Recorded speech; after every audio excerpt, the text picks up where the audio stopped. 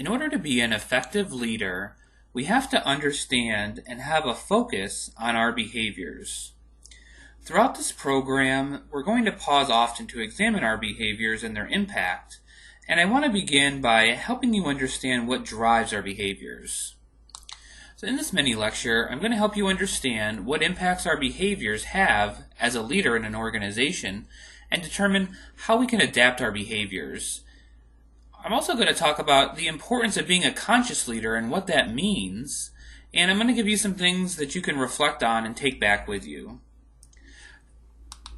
First, I want to focus on what drives our behaviors, and primarily there's three areas that drive our behaviors, and the first one are our values, which is really what's important to us. And if you're familiar with DISC, then this gives you some information on what some of our priorities are and the priorities of each DISC style. For instance, if you're a D style, then you probably tend to value or prioritize results, whereas our I style values enthusiasm, our S's collaboration, and our C's tend to value accuracy. Obviously there's more values than this, but this gives you some insight into just the first piece of what drives our behaviors.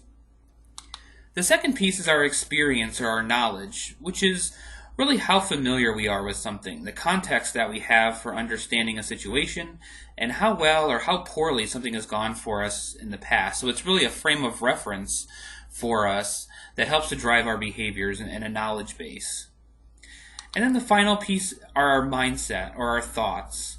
And this could be specifically for a day or how we feel about a particular situation or an individual. For example, you can imagine that if you're more stressed, your mindset is going to be impacted, and ultimately that's going to affect how you behave.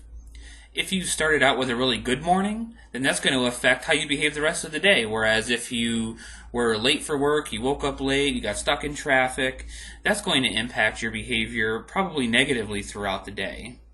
So all three of these things, our values, our knowledge, and our thoughts, are ultimately the things that are going to drive our behaviors. And our behaviors are significant because they are the outward actions of what people see, and in turn, they impact those individuals' actions or reactions. So the way that we choose to behave will ultimately influence how our team behaves and reacts, as well as those around us. So just for an example, let's say that we have a significant deadline that's quickly approaching, and we need to focus heavily on the work that needs to be done. We're all stressed as a team, and we're a bit anxious about everything that we need to do, and we want to ensure that we meet the deadline that's been given to us and that we do a quality job. And as you're working diligently and very focused at your desk, one of your team members comes over and wants to ask you a quick question.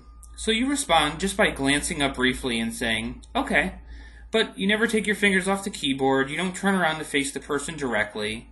So just think about, in that situation, what would you say your actions are having as an impact on that person? How welcome do you think they feel? And how likely do you think that person is going to be to ask for clarification to their questions if they need one?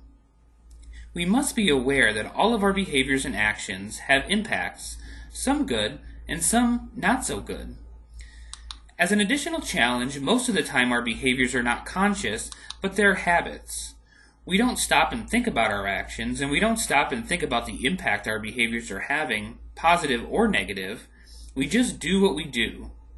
What results is that these behaviors become our norms and our reputation. So periodically, it's important for us to pause and think about how we see ourselves in our role and also our reputation with others. How are others seeing us in our role? We have to be conscious as leaders in order to be aware of our habits and some of the things that we're doing. So it's very important for us to pause and consider our impact. And finally, this self-reflection is important because it allows us to see what we're doing, the impact that we're having, and what changes we might want to make. This moves our leadership from an unconscious, more reactive mode to a conscious, more proactive level. So let's pause for a moment and reflect on a few different things. Think about, how do you perceive yourself in your role? And then, how do you think others perceive you? Is it the same? Is it different? Why do you think that might be different? And What initial behaviors should you consider changing to impact those different perceptions? And then finally, what behaviors should you continue to do in order to be effective in your role? Thinking about some of these things will help you be a more effective leader because it'll help you understand your behaviors and what impact you're having on others. So I want to thank you for joining this mini lecture, and I hope that you really found it beneficial in helping you become a more effective leader.